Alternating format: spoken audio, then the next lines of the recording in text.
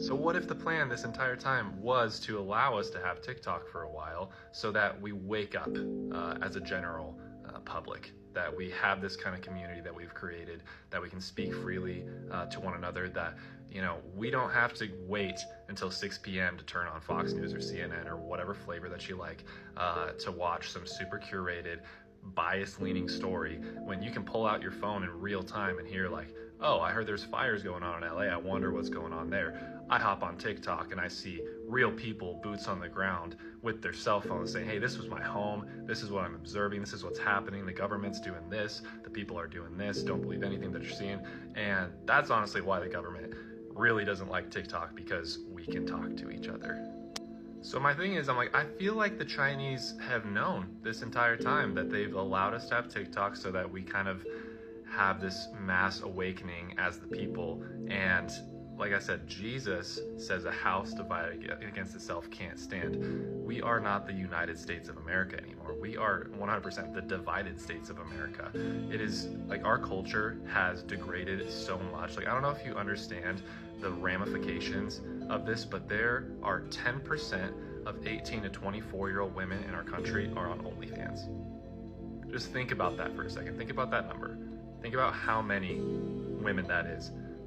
Okay, so that's a whole different rabbit hole. I really want to stay on track here and hit the main points.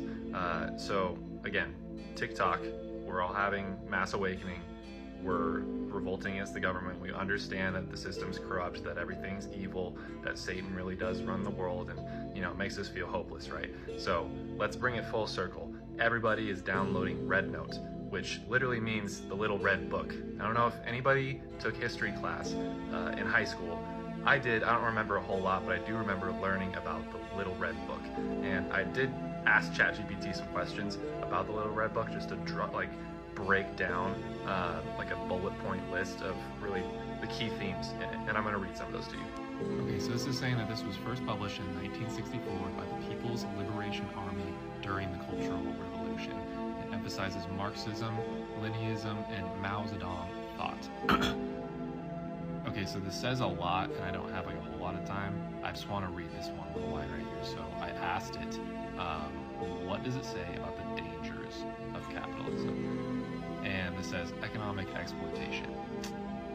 Does it sound familiar to you? Capitalism is portrayed as inherently exploitative, with the bourgeoisie profiting at the expense of the proletariat.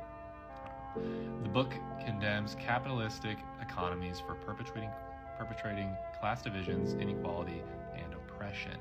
He links capitalism to imperialism, arguing that capitalist nations exploit weaker countries through economic and military means. Does this sound familiar? He views imperialism as a global threat that must be resisted by all socialist and oppressed nations. Okay, I'm going to try to land this plane. So, overall, Revelation talks about a one-world government and everybody coming together with a hive mind to worship the Antichrist, just like the days of the Tower of Babylon.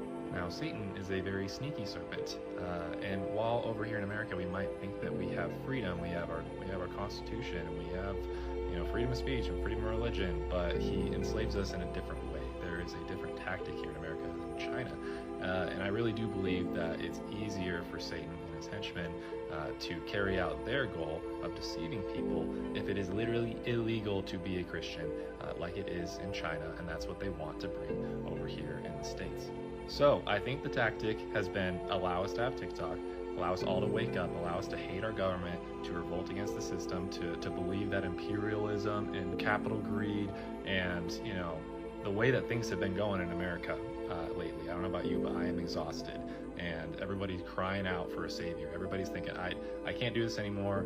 I'm drained, I'm broke, I'm depressed, our food is disgusting, it's not even real food.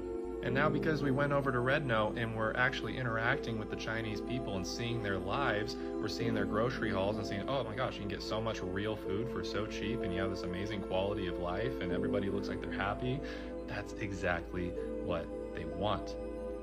They want to prime us for communism. They want us to call for it. They want us to want it, because they have purposely made things so bad over here in the States for the last, 40 years. Now, I don't say any of this just to fearmonger. I believe that we should be discerning, that we should have critical thought, that we should think things through. And if you have a revelation about something, share it. That's what I'm doing.